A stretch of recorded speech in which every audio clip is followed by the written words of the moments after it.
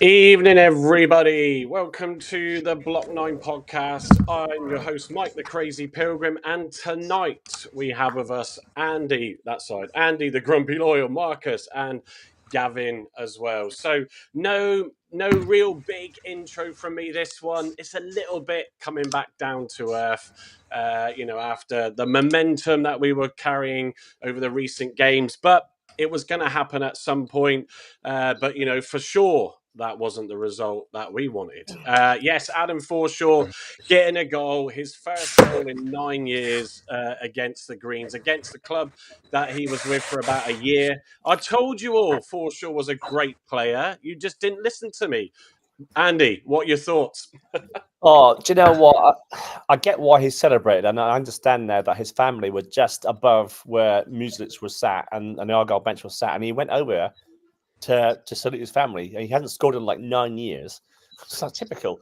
The time he can play against us, and then he goes to celebrate with his family. So Argyle fans are, got it incorrect that he's celebrating with, in front of Muslitz and giving him stick for that. But it's a good finish by him in the end, and you can't take it away from him. It was a good goal. We could have done a bit better defensively. Katie's in the YouTube chat. Welcome, Katie. I expect you're a happy girl, aren't you? Yeah. So Katie, the Rovers fan who did come into our TikTok lives. We are streaming live again on TikTok. So those that listening, I'm trying to look at my channel as well with the Block 9 podcast account. So bear with me on the comments, but good to see a few have joined that already. So yeah, Marcus, it was disappointing, but I think there's an element of tired legs maybe with the games that we've played and all that lot recently. We're still not got a really deep squad, have we, of regular first teamers? For a start, I've never had the Randall JB partnership in the middle. It's never worked. Yeah. I've always preferred Houghton or even Boateng instead of JB's come on a sub. Every time they play together in the midfield, they're poor. Yeah. So, but Bainu doesn't have the legs, runs around, jogs around. But in Miron's system, you've got to be aggressive and run, and he doesn't do that. All it takes is one player to not pull their weight. The system doesn't work. Yeah, I mean, to be fair, sort of Gavin, I mean, we've been doing a lot of work around the house, and so I used the time while the game's on. I did have it streaming on VPN while I was sort of rearranging my hi-fi, and so I wasn't focused fully on the game. But did that disrupt things, or did you just think Rovers got the better of a bit of a tired Argyle, and obviously Hardy going off? A couple of things. One, slightly disagree about JB. Against Liverpool, I thought he was immense. I thought the midfielders matched their midfield pound for pound, and I thought we did a really good job. Did he play well yesterday? No. Did the whole midfield play well yesterday? No. I think we said in our group chat, the speed of which they move the ball through the third is probably the quickest I've seen anyone play against us all season. It was immense. Yeah, it was frightening. It was quicker than Liverpool, much quicker than Liverpool, much quicker than Brentford. I thought they were their movements through the third was fantastic. We were leggy, especially in midfield. I think Randall was probably blowing out his backside, to put it politely. Yeah, he's had I don't know how many minutes. I know he come off early on Wednesday night when the game was done with 20 minutes to go or whatever, 25 minutes to go. But the amount of work that him, Sorinola, and others have put in those legs over the last, if you include Pusac as well, I know he had a game off, but that Pusac come to the club and played 7 games in 2.5, 3 weeks. You're right at the beginning. There's a lot of players being put through a lot of time and minutes and effort, and we all know that the guys are running at least a kilometre more a game under Muslitz than they were under Rini. So not only playing longer, but they're also running more. So, and the training's been more intense. And I know they're fitter and all that good stuff. But we were beaten by a better side, 100%. Right? Yeah, I think so. Yeah, I think so. I think Andy, it was sort of, for me, we started up the possession under Music. The possession is always going to be in favour of the opposition because that's the way it is. But I do think that Hardy going off with that, it looked like he got a knock in his back from a challenge where he was defending in the box by the byline. But yeah, I mean, Andy, that's going to be a sort of concerning situation as he sees a specialist, but it did unbalance the team, and typically it always will when that happens in the first half. Yeah, it's a real pity he had to go off, really, because when we bought the replacement on, it just didn't cut the mustard, I mean, Hardy was hopefully going to get in behind the sort of last man and stuff and put the ball in the net like we know he can do. Shame about his back. It's just one of those things, isn't it? We're very lightweight up front, and we I think we discussed in our WhatsApp, what do we do next? Do we bring in Tegan Finn? Do we persevere with Tijani, who's only about 25-30% fit? What do we do? We're running short on strikers. Bundu's the only sort of target man you've got there. But if he gets injured, then we're up crap creek, aren't we? Yeah, well, Beidou coming on didn't really set the world on fire again. And interestingly, and it's not to nitpick on him, but Argyle's record signing, even the commentator, was saying on Argyle TV, forget his name, do apologise, but, that he looked leggy and lethargic. And that was at the end of the first half. And you're thinking, that's a bit of a concern. I just think the pace of our games is far much quicker than what he's used to. He's got to step up and contribute to the side, because he didn't do anything when he came on. You can't blame him. Tijani didn't do anything when he came on either. So there's two people there who have contributed very little to the rest of the game. And this is why Blackburn have gone ahead and won the game. So. It's sod's law, though, Andy, isn't it? Because if we haven't got a reserve team, we haven't got a 23 game. So the only way they're going to get match fit, is by playing matches. Yeah. So if you don't put them in for longer periods, they're never going to get match sharp. If they're off the pitch when they come on, they're not match sharp. So it's kind of a catch-22, really. You've got to persevere. You've got to try something with Tegan Finn, maybe a youngster. I know he's a youngster, but you've got to try him. What option have you got? Do we sort of persevere with Bundu up front? I don't know that he's a key target man. I think he's not in that sort of realm of Hardy, where Hardy will sort of break past the defence and score. So Andy, I've got a point on Bundu, and I've put it in the in our WhatsApp before, and I know a lot of people are he's definitely doing better in that position, but there's just something about him, unless Music is telling him to play that way, where he just doesn't seem to just go in hard on the challenges like the others are doing. Like Hardy will do, like Wright would do. Randall and Houghton, or Randall or JB, will press really heavy, but he just seems to be. He just sort of gives up, going, I can't be bothered. I don't mean that to come across wrong, but that's how I'm seeing it. I don't know what you guys think. Yeah, he's the tip of the spear, right? I know we tried to have this conversation mid-game on WhatsApp, but he's the tip of the spear. So if you look, I think a lot of the times you're referencing, it's when we're saying to their back three, have the ball. And he'll slip slightly deeper, just over our side of the halfway line, and he'll kind of go back and forth, a bit like watching rugby sevens, where they're trying to out-jockey each other when they're whizzing the ball around before someone makes the big charge. If he presses like he did for Hardy's goal, second goal last week, he pressed, Randall pressed. They made a mess up of the back pass Hardy was in. I just think Muslic is saying to them, don't be kamikaze. You're the leader of the spear. When you go, but you go with a mate, and therefore he looks like he's jockeying off. But I genuinely, mate, don't think he is.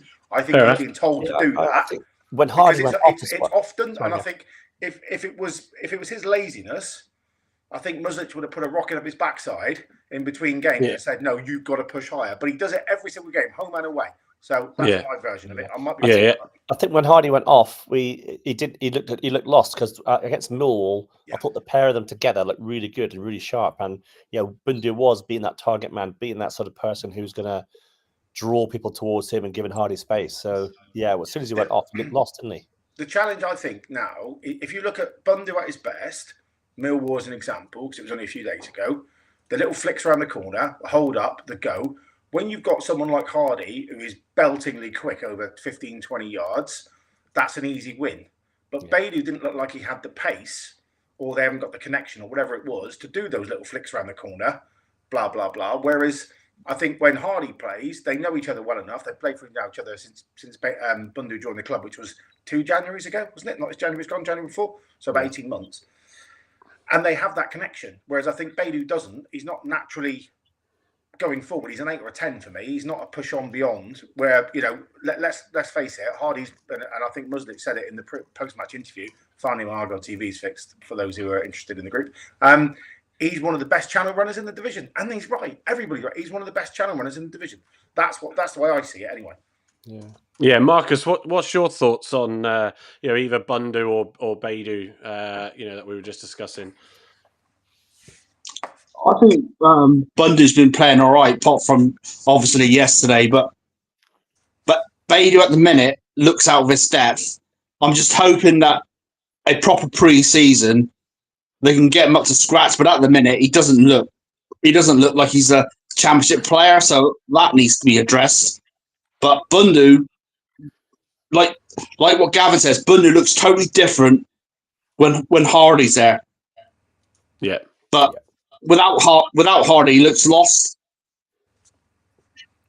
Yeah, I think it's a frustrating one. That's why I sort of said, so even though I wasn't fully focused, sat in front of the screen here watching the game minute by minute, just Hardy going off, and you're just like with that run, with the goals that he scored, even if 2 were penalties, it still gives him a massive lift, and it lifts everybody around, because he is going to run everybody down, on that back line, and try and disrupt a few things, and we've seen where that's when we do that. And that high press, it does create mistakes. So yeah, just I don't know. It's a difficult one because you wonder whether or not there's pressure there to play him. But when a commentator makes that sort of comment, and you've come on in the first, it was Ryan Brunt, wasn't it? Was it Ryan Brunt? Possibly, yeah. To be fair, poor on my part, but you just think to yourself, oh, that's really not good. And we do know, if we take both Tijani and Beidou, Beidou was one that Rooney wanted to bring in, as we know. We discussed the last pod, and Tijani was also another Rooney. It just may be that they're really not fitting with what Muslic wants. And, when we have got a thin bench, trying to sort of say, oh, okay, I'll bring Beidou on, when you think, well, should we consider some other options? I think... Mike, you say it's a thin bench, but I mean, I don't know whether Obafemi's injured. I don't know whether Obafemi had a spat with Meron. I don't know whether Obafemi is ill. But he hasn't featured in the last 2 games on the bench, which I thought he would have done. Yeah. If he's fit and raring and his mind is right, and that's the big caveat, right? The mind's got to be right with him. And he's like he was at Luton at home, and Pompey at home, where he's smashing people out the way and getting in people's faces. He's got to be a bigger threat than Beidou, surely, no? Well, I think so. So there's been nothing. No one. I haven't seen the post-match presses. I think you guys have. But so there's nothing been mentioned. No one asked about Obafemi. I asked Chris Harrington to ask on Twitter twice yesterday. But there's been no posting of a post-match press conference at the ground at Blackburn. So unless anyone else has seen it, I haven't seen it. It's not on ARGYLE TV anyway. I don't know whether, if Katie's listening, I don't know whether Rovers have posted anything, but yeah, he hasn't featured. Well, no one knows why. You'd have thought someone of his caliber could come on and change a game, would have been in the side, but who knows? No, I'm just going to have a look. What I'll do is I'm just going to switch to screen share. If that one will come up. So I've just got the game stats on. I haven't got a slide deck today because I've been just too busy. But thank you everybody that's joined us so far. Get your comments in. Just looking on at least my TikTok, a couple of guys on there getting some comments in. But yeah, Leon Adam saying get Ben Wayne back. God, yeah, we're not desperate. Why not? We're on the channels. So that's not even remotely funny, really, to be honest with you. Ben Wayne back. No, absolutely not. Also, he said, won't Tijani play up front? But as we just said, that he just doesn't look like he's, I don't know, just doesn't look like he's... The press conference from Miron said that he's not fit enough yet to play 35 minutes, which makes you think, wow, okay. But is that match sharpness? I don't know. It didn't feel like he was saying he was anywhere near ready to play 90 minutes or even 60. Yeah, I'm just looking at. You can see it on the screen now. Just sort of seeing the post or sort of Muslich's thoughts. If I scroll down to get the quotes and make sure I don't miss them. We struggled in the first 10 to 15 minutes. Blackburn were on us from the whistle, wave after wave. But after the first 10 to 15 minutes, we found our structure back. We got back in the game and had some good transition moments. I think that's an interesting one, actually, Marcus, because we've always struggled when teams have done that to us straight away, and obviously in this new style, we tend to press those opposition teams, a lot as well. And this is our first away game for a few games now, isn't it, since the Sunderland? So, yeah, is that fair to say? Do you think?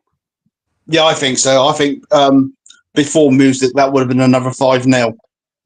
Yeah. That's how much we've improved in the defence. But going back on Obafemi, this is one match where would have been fired up for being a Burnley guy. Yeah. This is when you expect him to be playing at his best. I don't get that at all. Yeah. Yeah, I don't think there's anything in here, but we'll aim to see what else have we got. We've also got we missed a little bit of composure to stay clean until the end. The second half was more or less the same. Blackburn opened up the game with a beautiful goal, and from there on, it was difficult for us to bounce back. I mean, speaking of that goal, and obviously it being Adam Forshaw. When I actually saw that happen, but when you sort of see it, it's a chancer, isn't it? With the way he had his back to goal and just giving it a bit of a dink, and Hazard of all keepers as well being massive and still got lobbed by that. So it's one of those where you think you don't expect it from him. Not as he hasn't scored in 9 years, but it's just one of those where if you take a chance like that, it might come off, and I think that's possibly, Gavin, where it sort of maybe frustrated the team a bit because it came out of nowhere, really, that. We didn't do well enough to block the cross, in my opinion. If you watch it back, I watched the highlights again this morning. I think not that they were bad, but they weren't outstanding. So I think Katic and Maxi weren't outstanding. They were good. They probably had a 7 out of 10. I actually think the best defender on the pitch was Paulson. I thought he had another stunning game. He was by far our best leader, and he made so many interceptions. There was one in the first half where ball was whipped across right onto the oncoming forward, and he full stretch dive, flicked it over with his right leg in for a corner, which was outstanding. But we didn't deal with the cross well enough, I don't think. It's a lazy swing of the leg, isn't it, from your doppelganger, and it lobs into the top corner, and Hazard's got no chance whatsoever. And then you go, that wasn't what we wanted. I might have taught my kids another couple of swear words. Oops. But we weren't there. We weren't at the races. We weren't pressing hard enough. But a lot of people said that Millwall would have been after Lord Mayor's show. I actually think it was yesterday. I don't know what the change was like before the game. And it was interesting to watch the Torquay United press conference, just going off on a tangent. Paul Watson said, I looked around the changing room, we were flat. And everything I tried to do to get us up for this game, nothing worked. We were crap and we won 2-1. Well, we were crap. We were flat, I think. We were nowhere near as tense as we have been the last few days. No. We weren't disastrous. It wasn't a Rooney 5-0, bury your head, here we go again. But we weren't at the races. Our midfield press was leggy. Our defence wasn't as snappy in terms of going out the press. Sorinola, I thought, didn't have a very good game again. Well, not again, but for the first time. In terms of at home, Wednesday night, he pressed everything. No crosses were coming in the box. Too many crosses were coming in. Husac needs to get up to speed. I think that 9 minutes did him the world of good, but he wasn't as snappy on blocking crosses either. And that's the result. We got beat by a much better side. We were brilliant at transitioning. Yeah, I think so. I mean, Andy, when a couple of the things I sort of pointed out at the start of our, shows in the last couple of games is how well organised we've been and structured. And, he sort of mentions it there, doesn't he? The plan was to be structured, to be organised, and then have some moments where we find the gaps. That is how his style has been recently. I think we had them, but we have to do better and be more calm in those moments. Don't forget, it's still Blackburn, a playoff team. They have all the quality to maintain the pressure and to keep attacking us. And like Gavin said and alluded to at the start, I do wonder if there's a bit of heavy legs in that yesterday. Yeah, I think so. And I think, fair play to Blackburn, because we went to Sunderland a couple of weeks ago and got a good draw up there, a really good draw against a team who were in the top 5. So there's us going to Blackburn, to Ewood Park yesterday, thinking we've been playing so well, we can snatch something here. And then, one change in the game early on in the game has thrown the whole game, I think, because I think with Hardy on there, we're still in the game. We've still got a threat up front, but there was no threat up front when he went off. And we had to sort of... But, Andy, I think also our press wasn't as intense with Beidou. So if you think that the way that Miron plays, the first line of defence is your 9, 10, 11. Yeah. And Hardy's brilliant. He keeps that red side and he's at it. And Bundu's at it. And that force is right at it. They're all together. When you've got a bit like rugby, if one person bolts out the line and the others don't, you create a dog leg, they're through and they score. Yeah, there's a dog leg there because Beidou's not pressing more intense enough, in my opinion. Yeah. No, and he was. I'll show the player stats screen in a second. I'll finish off the statement, but yeah, it's Beidou seems a foul players more than he does do actually anything productive. Mike, it's because he's getting there late. Yeah, no, absolutely, I get it. Yeah, but it's sort of it's not helpful then, is it? Because you're breaking up the play. Yeah, so we tried to go all in the last 15 minutes as we prepared another offensive play. Exactly in this moment we conceded. We then had a big chance for Michael Beidou from Adam Randall's early cross. If that goes in, then you never know for the last 5 or 6 minutes. So that was a big moment. I remember seeing that. But Blackburn deserved the win, and I thought they were really, really good, as we said. It was a little step back for us, but we will continue on this journey. I just said it's a blip in this great escape.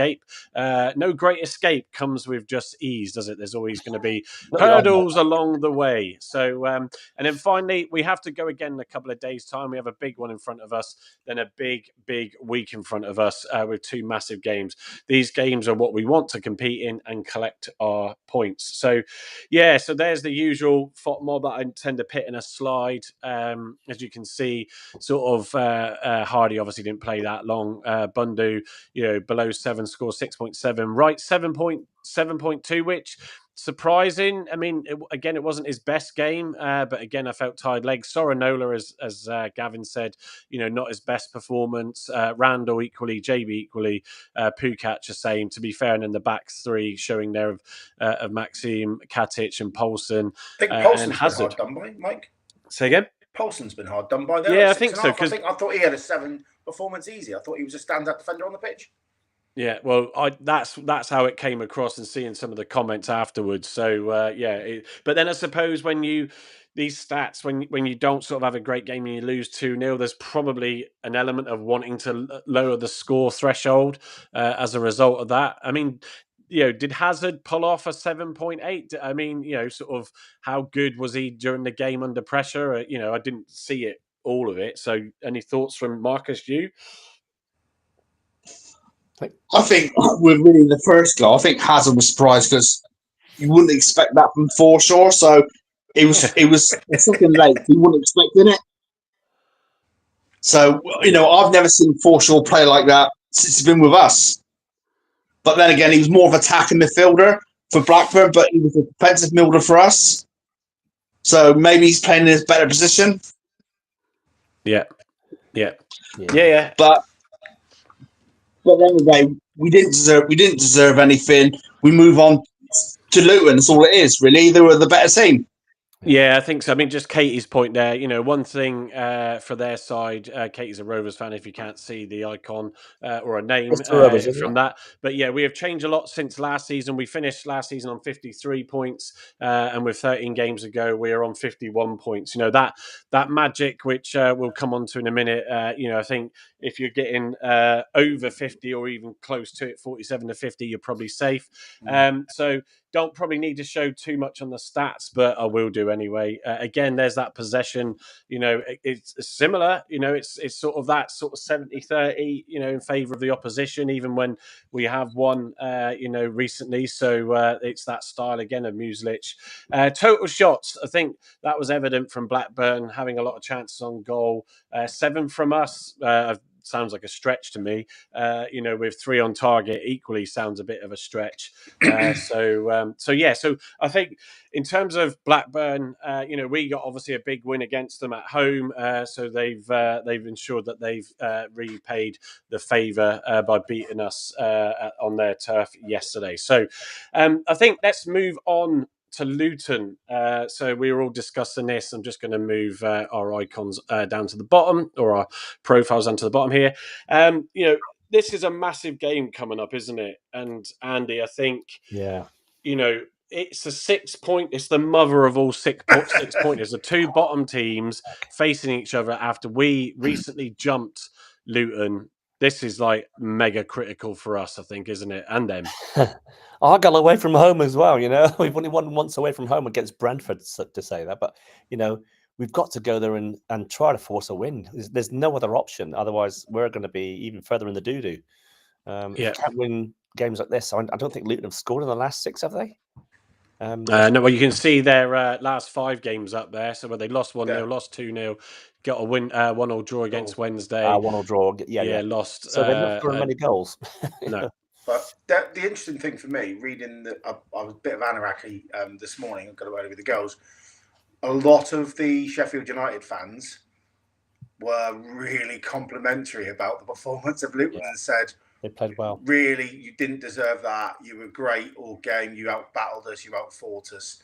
I was just like, of all the times, please. But I think this season they've played really well in games and lost 1-0, haven't they? So here's another one. That's the stats against United. Goal, isn't it? It's got to be first goal to ARGYLE, and I think their heads will drop, and that has to be because coming back when Luton, it's a small tight ground. Those who haven't been, it's disgusting. You have to go through Lord's washing line, don't you, to get to the away stand?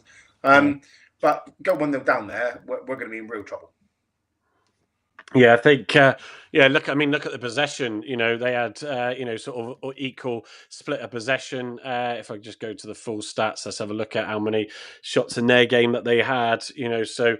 14 versus 12. So decent amount of shots and equally similar amounts of shots on target. So that's interesting. The lineup, sort of where are we to Luton on the left, isn't it? Yeah. So there's that. Yeah. Gavin, do you want to just touch up on this sort of middle 5? I know this is where my arse is doing buttons, right? Because they play 3-5-2, they pack the midfield, and I think if we've got a leggy Randall and a JB or even a Houghton, and we're not on our game there, we're going to be outrunning midfield.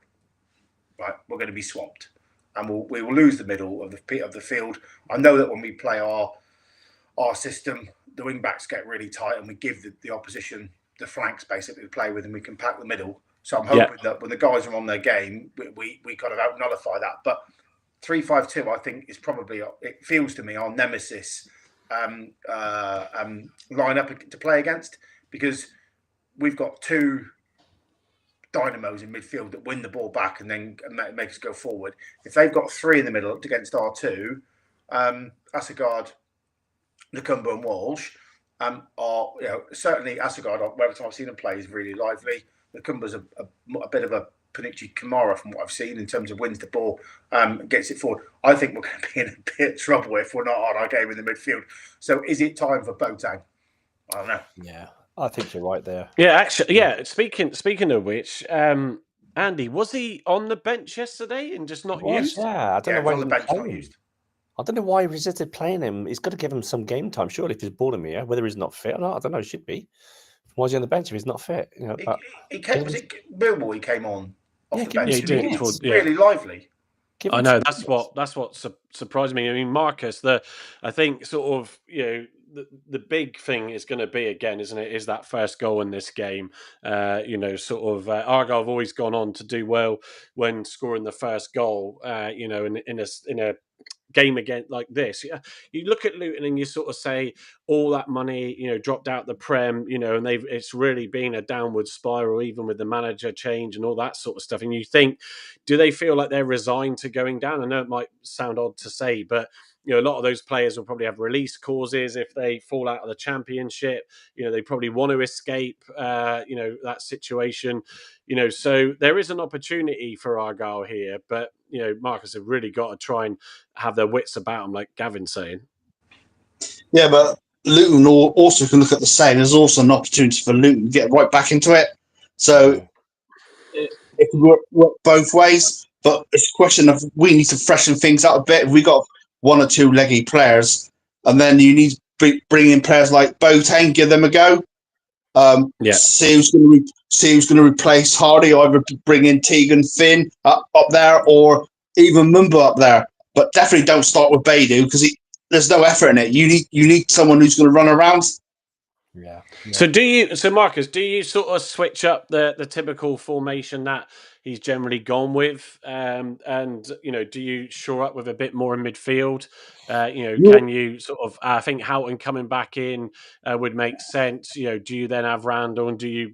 I mean, you know, this tactics is not my thing, but would you then put Malachi Boateng in there as well?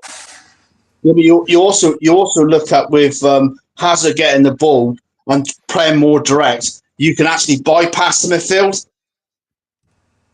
Yeah. So don't play through the midfield, so over the top, which they have been doing recently. You can try that, but you need players that are on the game up front. If you ain't got the players putting their effort up front, the whole system doesn't work. Yeah. And you noticed that the other day against Blackburn, when Hardy went off, Bailey wasn't doing it, and that was the problem. Yeah, don't disagree. Just picking up in the comments, a certain William Larkin. Is that not someone you know then, Andy? It is, yeah. I've just come out of full screen and gone onto the chat. William, I can't ring you at the minute, mate. Doing a live. I'm doing a live, but I can touch base with you later on, mate. Good to see you, mate. Thanks for dropping in. Yeah, we'll pick this one back up in a second. Accidental Pilgrim, thanks for the comments, everybody. Just drop them in on whatever platform you're listening in on. So I don't know really. I'm sort of it's an edgy one. This, I think, if we'd have managed to get a point going into it, against Blackburn, you'd think, yeah, it's a good one. You know, sort of after their comments that you were saying about how well they did against Sheffield United, or how Sheffield United fans felt they did. Yeah, but we've been there in that situation. Yeah. You know, it's one of those things, isn't it, where games happen like that. Well, you know, I mean, Gavin, what would you change? Go on. Sorry, all the Sheffield United fans were saying that about us when we went up there, weren't they? Oh, you boys are never going to go down. That was a hell of a game. We even had Cooper come across, shaking hands, manager coming across with him, Chris giving it the big one, blah, blah, blah. So, you know, it was we did play well, but we lost 2-0. End of chat, really. And then the following week, we were up again. So, too many false dawns, weren't it, under Rooney? Let's be candid. I think consistency here is the key. Is Miron going to be... Is he going to be ballsy enough to go, Ramble's played every game this year, he needs a rest. So, you know, is Cardiff at home a bigger 3 points than Luton away? So, and if you've got a squad, you don't use him, right? You don't sign Boateng to be a side player. If you signed him, surely he signed him to be good enough to go and play 90 minutes and really get into people's faces at Luton on a cold, wet Wednesday night. No? I've been tempted as well, Gav, to bring in Ogbeta and then he's fresh. Just give Soronola a rest, you know. He's running this. Well, Mumba. I mean, we talked about him obviously coming on the other day against Millwall and almost possibly giving them that goal. But you know, you got to wonder. Mumba plays, he's got to play in the top 3. He can't play at the back, boys. Yeah. No. Well, that's the point, isn't it? Do you bring him on in place of Hardy as an option? Such as well. I thought when he came on at wing back was average. He made a couple of mistakes. He didn't have, but I don't think anyone had that nip in them. It felt like you know the changing was flat, and even it sounds really daft, but like the ferocity of the brother handshakes that they do when they walk in the door, right? I don't know if you saw the ARGYLE TV clip pre-game. They all come in. It was like, oh yeah, and I just didn't feel the energy. Whereas if you look at the tunnel cam of Millwall and Liverpool, you go, it's probably these boys are up for this today. They're going, it's like, oh, how are you, bruv? How are you? And you're like, oh yeah, they're in for this. It all felt a bit limp. Yeah. It's like what they mentioned before, like they need a psychologist for playing away. It's like that. They're totally different. They're like the defeat before they start. I know a good counsellor. We need the swinging clock. That's what we need. Look into my eyes. Yeah. Follow the clock. We're winning away. Well, if we look at, I've just put them up on the screen there. You know, the sort of next fixtures coming. So obviously Wednesday night, and then Cardiff. You know, 12:30 kickoff as well. I'm not at that game, so I need to stick my ticket on the ticket exchange because I'm up in London from Thursday for a long weekend. So so that is a big one. You know, Cardiff getting didn't they get a late equaliser on the weekend? Cardiff. So Yeah, you know, 90 plus 90th 4. minute. Yeah, 90 Yeah, that's plus it. 4, Mike. So that it's that sort of momentum. Will they carry some momentum? You know, with that will be interesting. Obviously, then the whole is that the rearranged game that's now It's now on the 4th of March. Yeah. So wow, 3 days after Man City game. God, wow. Because that's I didn't. That's tough, isn't it? That is tough. You know, and being away. Fans. The players will stay up there, but it's tough on the fans who want to travel up to Man City, then go to watch. If we take more than 500-600 to Hull on that Wednesday night, then we've got some people that need their mind reading. Going from Manchester for the weekend, home, so Northwest, and no, thank you. It'll be. I mean, I think the result of fans going away to that game, the net result of that will be of the Man City game, I think naturally. And, you know, you just, look, we're going to want to go in there and make something of that tie because absolutely there's going to be players there that want to have that opportunity. And, you know, stranger things have happened. I mean, we beat two teams already. Brentford were the best home record in Europe at the time until we turned up. Mm-hmm. Obviously, Liverpool, who are the best team probably in the world right now. And as Marcus said, there was a number of players that came on in their game earlier on today against Wolves that, you know, were playing against us. You know, yeah, so whatever. Yeah, I remember you putting it in the chat. I didn't look, but yeah. So you sort of think there's some that we could easily give it a go there, but yeah, you don't want it to go into extra time or anything like that. You know, it's certainly not one of those games that will it go into extra time or is it straight to penalties? That one, anyone know? No, it's they're all there's no replays anymore, is there? No. So it's extra time and then penalties, yeah? There is VAR though, that's a good thing. There is VAR, yeah. So yeah, I'm just about to bring evening Andy Prowse's comment up. Bally up front drawing free kicks and not under defensive pressure. Yeah, that's why I was saying, like, could you utilize him in that role of Hardy, with right on the left. There's got to be something for Mumba there. I think it's just whether or not sort of he's not really getting into the squad because maybe Music does see him more on that side. But when you got Hardy doing so well there, and right on the opposite side, it's just not ideal for him. But to bring him in as defensive cover, as a substitute if you need to. But Barley's not. He just wants to get up there. That's where he creates a lot of, unfortunately, his mistakes because he wants to try and drive, doesn't he, right from the back. So I think after that Man City tie, then like you say, it's the rearranged whole game on the 4th, and then going straight in at home to Sheffield Wednesday.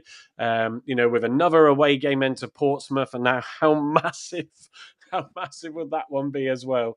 And then home again to Derby. So yeah, it's a bit of at least that's vicious. 3 o'clock at home.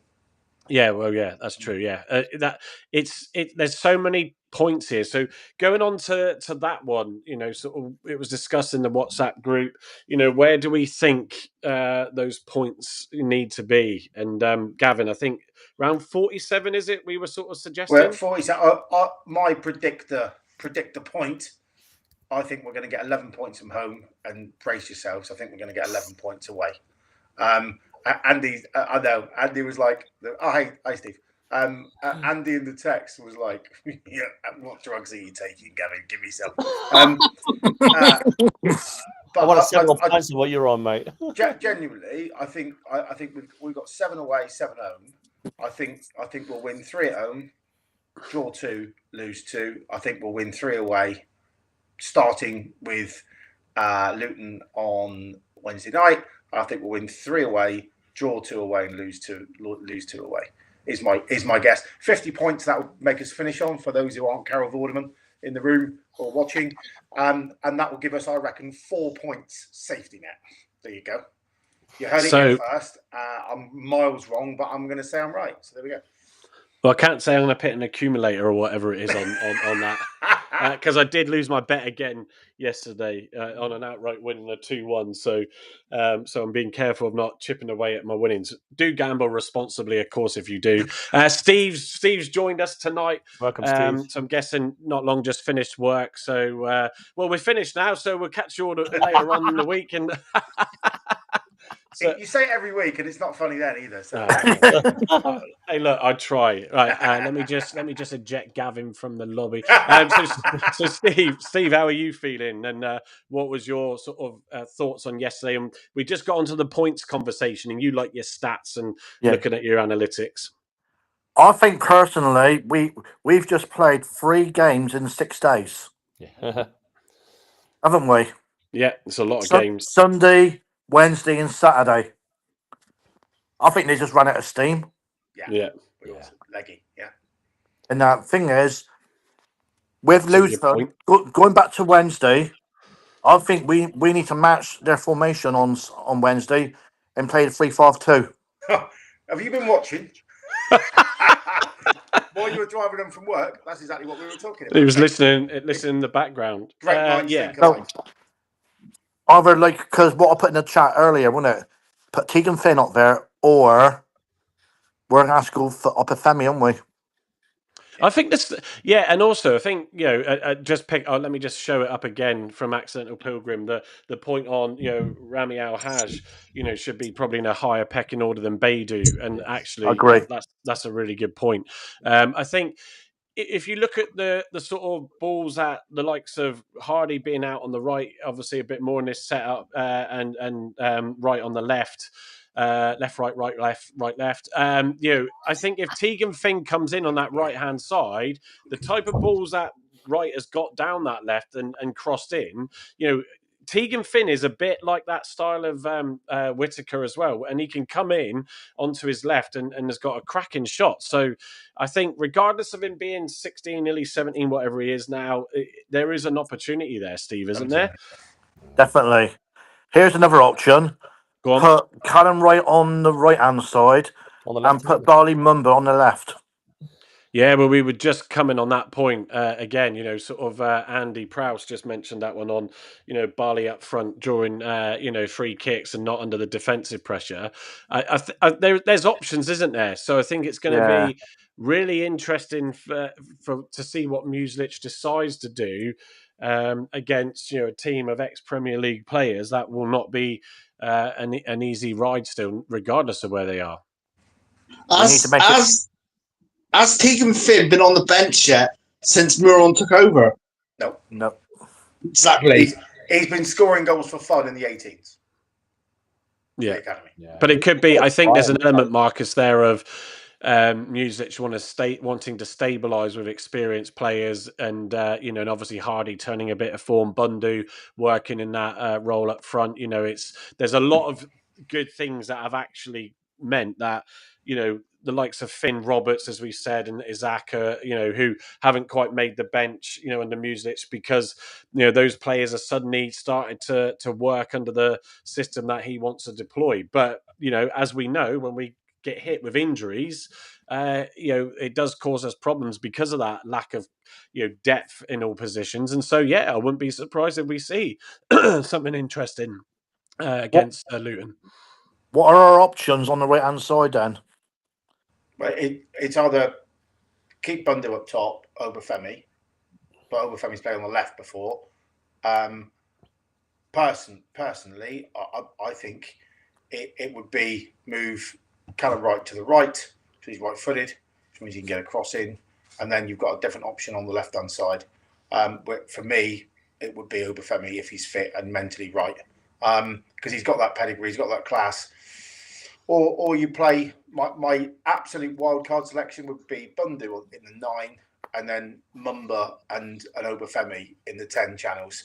All really direct players, very strong, move the ball quickly, and get down the channels. Because if you look at that, Mumba can run channels like Hardy. He's quick enough. Obafemi can run channels like Hardy. He's not quicker than Hardy. Hardy's got longer legs, but on a short burst, he can go. And Bundu holds the ball up really well and can flick it on. It does mean we're completely ignoring what was our record signing, Beidou, at 1.5 million, and Al Had, who came in at 900 grand. Yeah, we're saying that you've both been signed as 10s, and we're playing a 9 and a right wing back in your position because we don't trust you. I don't know what that says about team morale or their confidence or whatever, but at the moment, I don't give a monkey's about that. It's about points, boys. Yeah, I agree. Is this a sort of game for like Roberts? Caleb Roberts. Why not? He's a youngster. He's chomping at the bit to get in there and play. Why not try him? But in midfield, so just bung him in there. You've got to give the boys something. I agree. Plus, you're playing against 5 quality midfielders there. Yeah, you are. Yeah. I mean, no manager actually trust Roberts, though, have they? What's that? No manager we've had has actually trust Roberts. He plays the odd cup game, but he plays well. The next game, he's dropped. He's not even in the squad. Yeah. Yeah, it's a tricky. I mean, when he has come in, he's done. I think he's done all right. So it's I don't know. He's going to want to go for experience, which is why I think we'll see an interesting midfield lineup. I'd like to see Houghton back in there. They're going to need to get in and be aggressive. I don't think JB's the aggressive nature in that midfield, whereas Houghton and certainly in the Millwall game and Randall and that were really sort of getting in at the players and snapping at their heels and getting some hard tackles in, and that's what's going to happen to need to happen, but without getting caught out for pace and being split open, which is as we said early on, Blackburn did to great effect. Randall doesn't play as well when he's not with Houghton. Yeah, well, we were saying that earlier, weren't we? Yeah, Houghton stabilises the ship. He has been watching. He has been watching. Yeah. I haven't even been on, honestly. Well, it's natural for him to regurgitate, considering that we all talk the same stuff in the WhatsApp group. I know, exactly. Yeah, I know. I think Randall and Houghton are the two best midfielders we have. They've been playing with each other now for donkey's years since Randall's come up from the academy. They understand each other. They've got great, but it's just about freshness. And my worry is Randall's blowing out his backside. Wasn't Boateng brought in for his aggression? So why not play him? Well, yeah. Why not? We said that, Well, I tell you what's worrying, chaps, right, is we've had one loss and we've all lost our fucking, excuse my hand, French heads. We have absolutely, it's like Wurzel Gummidge sat here, round and round and round, all the fan base. The tweet afterwards, I read about 20 tweets before I put my message out. God, it was JB ain't good enough. Randall's shouldn't be wearing the shirt. If he won from Plymouth, he'd never get in this side. Paulson's rubbish, his best player on the pitch. It went on and on and on. You're like, we've lost one game against a team that's transitioned the ball quicker than anyone I've seen this year. Amen. Right? Full stop. And all of a sudden, the doomsdayers are absolutely going nuts, saying, well, that's the end. We're done. Ryan Hardy was the key to our transition. Yeah, 100%. We said that at the very beginning. Yeah, 100%. I think if I don't stand mistaken, I was telling you all to calm down from the sort of doom and gloom. To be fair, I had such a busy weekend with a busy days at work at the moment as well. Doesn't help. But I sort of came away from the game, carried on doing what I was doing. I hardly went on. I went on X, but I didn't really look up the hashtag or look at the For You to see what everybody was saying, because as Gavin summarised there, you can get a lot of reactiveness going on, and we're not going to go on and win every single game, and as Graham Byrne has said there, Blackburn had quality, and they came off the back of beating West Brom, away after having lost Eustace to Derby. So it's like we thought there might be a bit of a stutter there, but clearly there wasn't, because they've got that belief in that squad. And part of you says we want to prove we can do better without him anyway, or carry on doing well. It'd be interesting to find out if Katie's still watching. Then she is, right? But if she is, how good a performance was that for Blackburn on Saturday compared to last 2 or 3? Because I watched them against Preston. I know that was a derby, but they were awful. right? They won the game 2-1, but it was very start-stop, and I thought they were pretty awful for about 25, 30 minutes that game, and they got away with it. But they were much, much better on Saturday. Whether we were worse than Preston or whether they were just up the game, I'm not sure. But it felt like that was the best they played for some time. So, Kate, if you're still here in the messages, please, that'd be lovely. Yeah, just gonna just bringing up Mark's comment again. We were sort of saying about seeing in our WhatsApp about would we see any sort of difference from the set piece coach. He's not really had a full proper week because obviously there's rest days in between these games. But sort of, did anybody see anything of note yesterday? No, not really. No, but it's too soon to see anything really.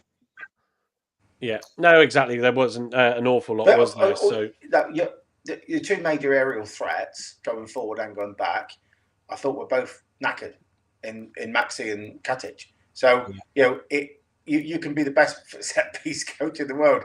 Pusac had a really quiet game. The accuracy of it and the whip of his crosses weren't there. Maxi and Katic weren't at the races, in my opinion, and snapping at their heels. They lost their intensity a bit, understandably. I didn't realise it was 3 games in 6 days, actually, Steve. So I thought it was over a week. So it's crazy. It's but before they came to us, when was the last time they played? Who was that? Sorry, at the start. What did you say at the start, Blackburn. Marcus? Katic and Maxi, the previous clubs. I don't know. I don't think they were regulars, were they? They didn't get many minutes, mate. Same with Pusac. I mean, Pusac played 7 games in 2.5 weeks. Before that, I think he had about 200 minutes for his entire season. Exactly. So it is gonna make him knackered. It's a good point, actually, and also accidental pilgrims. When's Plaguey back? I don't know if there's 7 to 10 days or something, wasn't it? Was that what it was? It'll be Cardiff. Okay. Cardiff is the next event. Right. Okay. Which could be. What he said in Diamond. It'll be Cardiff. Yeah, that could be crucial. Again, I think it's a great point, Marcus, actually, because we've never picked up on what they were doing prior to joining. They just landed, obviously, on that Friday, and went straight in, and we're all drooling, and have not been able to stop drooling since they joined. So yeah, it's an interesting one, and I think that's something to definitely be observant about. The fact that the minutes we're playing, like Steve just noted, the 3 games in 6 days. And there's a lot to come, especially with that whole game being moved as well. I think Andy, you said the players will likely stay up there potentially. I mean, there's a cost if they won't keep the first team's coaching staff obviously up there because they can just travel easy enough. But yeah, they'll be on the same plane, like I imagine. They'll fly up, stay somewhere central, fly back after Hull. Yeah, I don't think. I just wonder whether we're up there, they can stay really. Well, it's a massive cost for a few days. Yeah, well, there is. But who was it? What academy did we use to train? It was Newcastle, wasn't it? When we were away to. How far is that from Hull? It's West Coast, but it's still a fair track, isn't it? It's not that far. It's not as far as Plymouth, put it that way. Well, no, it's not. They'll train, won't they? They'll beg, borrow, and steal a training ground and an academy somewhere with a classroom and stuff, and they'll just stay in the area, I think. I mean, the other option would be to fly to both games, but that's gonna cost. Well, if you're chartering your own plane, that's probably more expensive up and back than it is to stay in a hotel. Yeah, and go stay in a hotel for a couple of days and train locally. Yeah. Just a comment from Jake Hillman, evening Jake. Yeah, saying what we sort of were saying earlier. Houghton, Boateng in the middle to start. I think strong midfield, and certainly we're not really sure why Boateng didn't get any minutes against Blackburn yesterday either.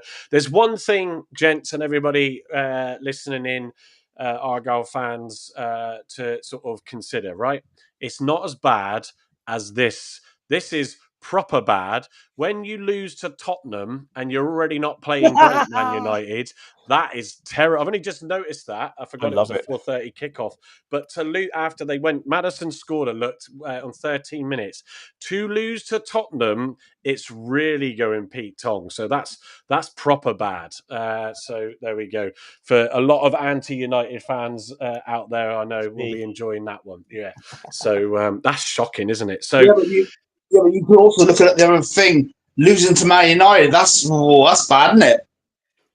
I'm beginning to wonder why we didn't get Man United in the cup instead of Man City. Can we just not change the mover and play Man United instead? That's a banker, isn't it? Who is it that's got them in the next round? FA Cup. Fulham, something like that. Oh, okay, well, it's a poor prep, yeah. isn't it? So we're on the wrong side of Manchester then, potentially, but you never know. We might still surprise. I don't know when that game is either. It won't be on the Saturday because they won't have them both on the same day. So No, they won't. Probably No, Sunday. I think they'll be on Sunday or the Monday, probably, won't it? No, I'm just going to go back to this comment from Accidental Pilgrim. Just a random question as he picked for later, which is where I've saved it for. Where do you guys like to sit at Home Park? Do you always sit in the same place? I'm not a season ticket holder, but I am premium evergreen. I've always floated between the Lindus and the Mayflower. So I'll go first. Obviously, the name of the podcast is born out from myself and Andy, who sit in the block 9, row X, 2 from the back. And they've sat there for quite a while, probably too long I can remember. So that's where Andy and I sit. Marcus, when you get to the games, where do you sit? I'm one of the posh buggers. I sit in the Mayflower. Yeah, is that you're a season ticket holder there, aren't you? Yeah. Yeah. I only moan in Gavin, who's the prawn sandwich posh side of things. I have a season ticket in Diamond. I'm sorry. Yeah, and his seat's up by. And my seat is row F, seat 4, so it's in the old director's box. Yeah, which is actually speaking of which, when Gavin's invited me, it's a great view up there. I have to say, it's good to see it from up high and be that close to the dugout. Steve, where is it you sit? Block 9, row Q. That's it, and that's your season ticket. That's near us, mate. Yeah. Yeah, he has enough of having to listen to us on here on WhatsApp. He can't probably come up and say hello. So I think I haven't for years. I think I was sat in the row or in the block over for a lengthy period of time when we were in the Championship, and then I ended up just stopping my season ticket for a year because of money. But then came back and had to move a bit more into the corner by another block over. Is that 8? And I hated that, to be honest. And also because it wasn't, when you get a group of you and you'll talk and sort of at halftime, etc., before kickoff, there was none of that. And then I eventually got back into block 9. And there's a good bunch of us all share and discuss before the game. So it's really good fun. So yes, I think if you're an evergreen, you can float around in seats, and I think it's great to do that. And as I said, I'll try and get it sorted later, but my ticket for Cardiff will be up for sale on the ticket exchange because I am not able to make it because I'm in London for a weekend. So, I shall... peace and quiet for a weekend. Yeah, well, that's true. Yeah, that's true. Yeah. The whole of block 9 have just gone... He jabbers like anything. He's got more rabbits than Sainsbury's. Sadly, though, for everybody, we're driving back on Sunday. So, yes, I will be here for the podcast in the evening. So I will absolutely end up missing one at some stage, and then Andy can take over the hosted duties. But yeah, I don't think I've missed one yet, which we're in this is our 34th show, so it's pretty started mad. on TikTok back on a rainy night in 1942. Absolutely. So, and we do want to mix things up. We do want to bring on some other guests and stuff. And if you're interested in joining us, to come on and give your thoughts, you don't have to stay the whole show.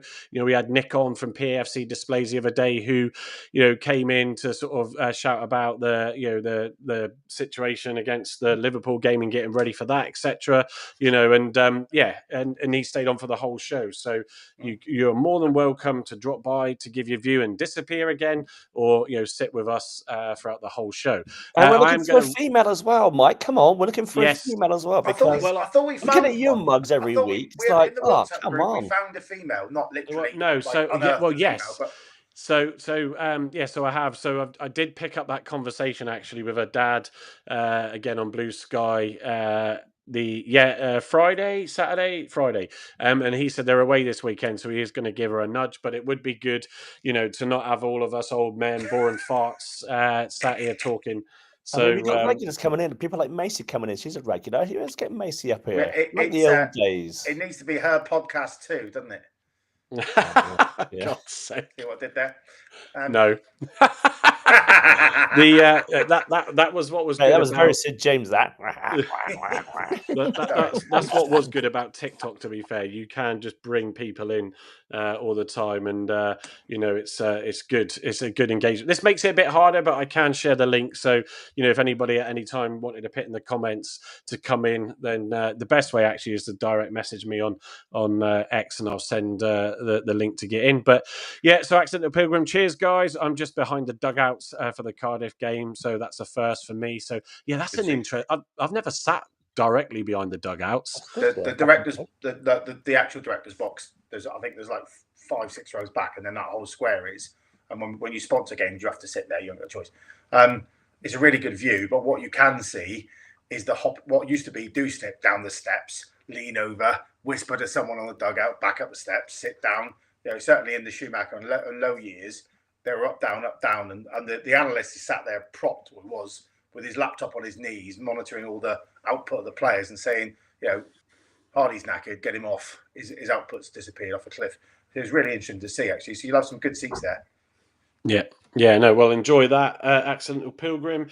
So, I'm going to now take my daughter up to bed. It's half term, isn't it, next week? I'm working for the first 3 days, so the wife's going to have that fun and games with the kids, with them being off and trying to also work. So that should be interesting. But yeah, look, so Andy, Marcus, Gavin, Steve, thanks for tonight. Hopefully we'll have a bit more of a positive one after Luton, and also fans forum on Thursday, isn't it? So if you have booked tickets, is any of you going to that? I'm going isn't he? Yeah, Carl's going. I'm going. Yeah, we can do a live from there if you like. Yeah, just stream it on your phone. You can run this in the browser as well. But you need to buy a hat, Andy, beforehand. Bought this. It's a Rooney hat. I've got a hat. £1.50 I got charged for the. Oh, it's a nice hat. It's a lovely hat.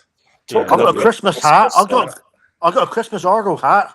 Yeah, wrong time of year. I wouldn't wear that on Thursday. I mean, I know. Talking of which, for a refund. To merchandise, young man.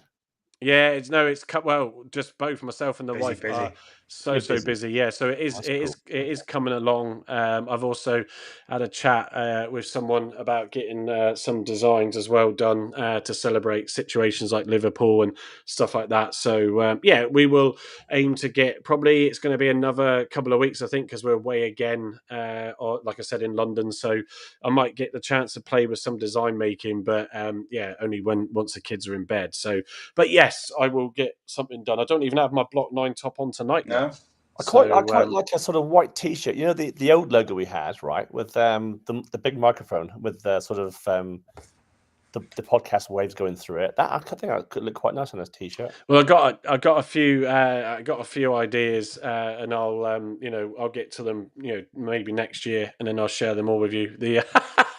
No, we'll have some stuff up. It'll be at the annual conference, annual Block 9 conference. Hyde Park Social Club over about 17 pints. Yeah, well, Marcus might get there one day. Marcus might find directions and get to the Hyde Park Social Club one day. Do they have a function room? Don't they? I've been a few times. Season conference at the Hyde Park Social Club to work out how we're going to improve things for next year. That's a definite. Sack Mike. Yeah. So Andy won't be joining us for the next neither will Gavin from his earlier comment. So I've done. We'll still together, don't worry. That's all right, yeah. We'll go the Block 9.5 podcast on my rivals. Yeah. Yeah, no. Hang on a minute, let me read this before I pin it up. Oh, there we go. I'm just checking this was clean from Accidental Pilgrim. Don't pick the woman who I sat next to for the Liverpool game to be on the pod. Her language would have rivaled a dockyard wag. I don't know. I think Gavin can do a good enough job for that one. Yeah. I'm a Yordi. Say again? I'm a Yordi. Yeah, there you go. You see. But you've been fairly clean, Steve. So maybe you're a rare breed. Oh, and there we go. Graham Brent. Yeah, ARGYLE Life are on at 8. So we're going to shoot off now. That's it for us tonight. And then, look, we'll catch you all next Sunday. I don't think we'll be live before then, but enjoy the rest of your week. And let's see what we can do on Wednesday. Massive 6-pointer. Other than that, folks, catch you all later.